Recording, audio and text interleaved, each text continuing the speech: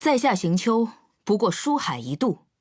某虽不才，仍愿为君略尽绵薄。难得有机会说这种风格的台词，感觉还不错。有时明月无人夜，独向朝谈至恶龙。衣阁著文章，自言学雕虫。正所谓偷得浮生半日闲。如此如此，这般这般。啊！欲知后事如何，且听下回分解。盘算着也该到万文集社新进小说的日子了，不妨我们顺道去看看。这么说来，我们家出品的锦缎伞好像既不能遮阳，也不能挡雨，唯一的用处就是挂在墙上，晴了就好，不然藏书会生霉的。只有这种天气的时候，我才会觉得家里比书店好。家里炭火很足，而书堆里就不准用火。练功的好，不是看书的好时节啊。好啦，我脸上又没有写字，别一直盯着我看了。早啊，早上的时间这么难得，能做做自己喜欢的事情就好了。午饭有点不想吃米饭，想吃糕点。待在书斋吃，父亲和兄长就不知道了。想一起来吗？只要你不把碎屑沾到书上就行。哎，去偷点萤火虫来看书怎么样？我的玩笑话你可别当真，对眼睛不好的。明天我也在老地方，只要你不中途迷了路，就准能找得到我。在人前彬彬有礼，是因为大家见我是飞云商会的二少爷。在你面前能这么轻松，大概因为你看我的方式并不一样吧。你算是我的书友吧？什么？打架？古华派？战友？你都在说些什么呢？不是说好这是我们两人间的秘密吗？我要和你结拜，就去绝云间的祭坛那边。不行，不能拒绝。你知道了我的底细，也就知道了一直被我掩饰着的真实的自己。我不能放你走，除非你答应我不会撒手不干。神之眼的事情虽然一般少有记载，但在我所收集的古书中却有一段特别的描述，待我找给你。受书中启发，我领会到枪术与剑术的本质正是同术。解释起来可能有点费力，如果你真想知道，就跟我去王山厅走一趟吧。事先声明，到时候你可不准笑。离月非去不可的地方？这个问题很难回答。不过，如果消失了会让我很难过的地方，万文集社稳排第一，古华堂能进前10吧。以前是兔子，后来是鹿。对我来说，请从绝处读我侠义是舍弃一切的觉悟，鹿却是绝处逢得新生的希望。真想再见他一次啊！北斗阁下是我非常敬重的人，不过希望他不要喊我小子，也不要一见面就揉我头发。天权大人是我不得不敬重的人，不然会给家父以及家兄添麻烦。对他本人，我想想，还是算了，不说人坏话了。唉，重云这家伙，虽然也知道我的底细，但真要和他搭档去完成任务，还得审慎。他现在还是执着武技，却不理解侠心的境界，需要多练练，尤其是吃辣的方面。云锦呢？他只要能喝到满意的饮品，就会有动力去创作新戏。我呢，就一直在床底下囤着一小罐茶叶，就是为了等哪天他兴致索然的时候给他送去，这样我就有听不完的义侠传奇了。那个小姑娘正是往生堂的当代堂主。问我怎样看待她的为人？行事作风嘛，坊间传闻是做不了数的。真想了解一个人，还得看他真正想要的是什么。总感觉七七的身上藏着谜团，但只要白竹先生在场，就跟他说不上几句话。除非我们能找个白竹先生外出看诊的机会，专门见到香菱的时候，你可得多观察一下她的表情，尤其是刚刚添置完食材回来的香菱，笑得越开心就越危险。要是被她缠上逼你试吃新品，这种情况我一般会靠重云来处理。心宴到底是在哪里演出的？从吃虎岩到玉京台，哪里都躲不过那种鸡飞狗跳的穿透力。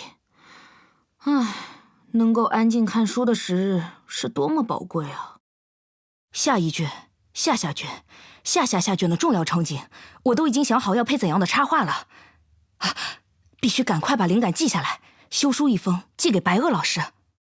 我看见过家父和家兄接待这位先生，就从他们行礼时候的恭敬态度来看，对方应该是很有地位的人物吧。我还听说他是给先人办丧事的人，感觉很有底蕴。要不要一起去挖掘他身上的秘密呢？总觉得申鹤小姐看我的眼神里略显凶恶，让我不敢随便跟她搭话。奇怪，难道我无意中得罪过她吗？或者得罪过她身边的人？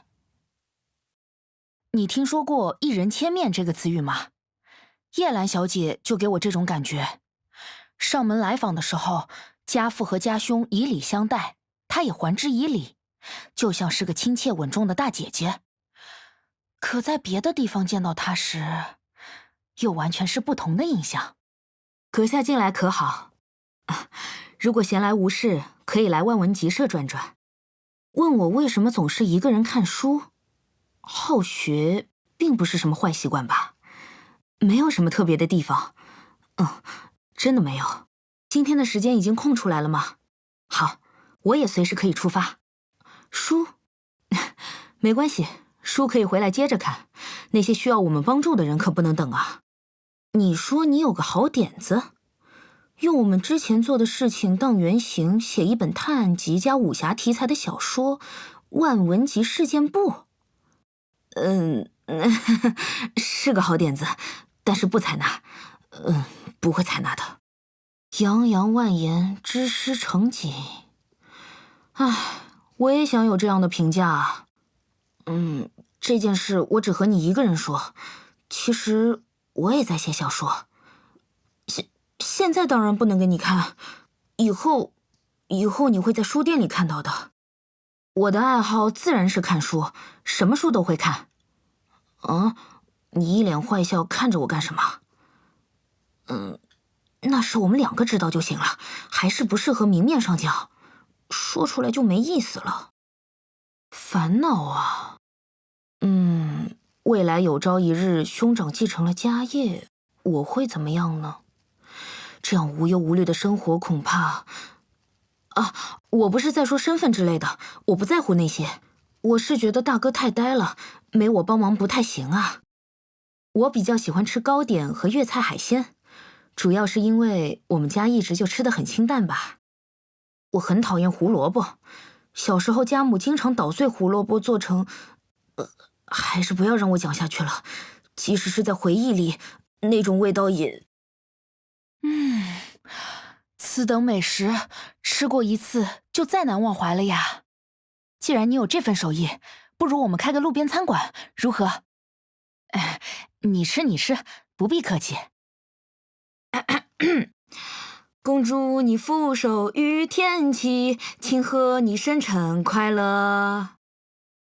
据记载，天成石桥是上古战争时候岩之神摩拉克斯投出的石枪倒塌后形成的。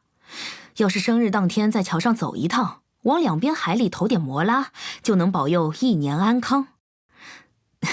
生日一年只有一次，想去的话就快点去吧。没骗你，是真的，真的，快去吧。如果没有能力，那我心中的那个字，可能也就停在纸面上了吧。如果心中没有善恶的标尺，努力就会错了方向，舍本逐末，变成追逐暴力的俗人。我所追求的那个字，在璃月这方土地上，并非处处通行。不过行到至此，我对这一点早就有了足够的认识。多亏了你的陪伴，我对自己也很满意了。无论是武学，还是对那个字的理解。算了，我也不用对侠字讳莫如深了。我的侠，父亲和兄长应该也不会质疑了。只不过嘛，低调行事这点还是得保留的。羽线难画，裁断，固华生密，织诗成景，彩羽流红，形随神志。该行动了。甚好，甚好。寻得珍宝，真是充满侠义的经历。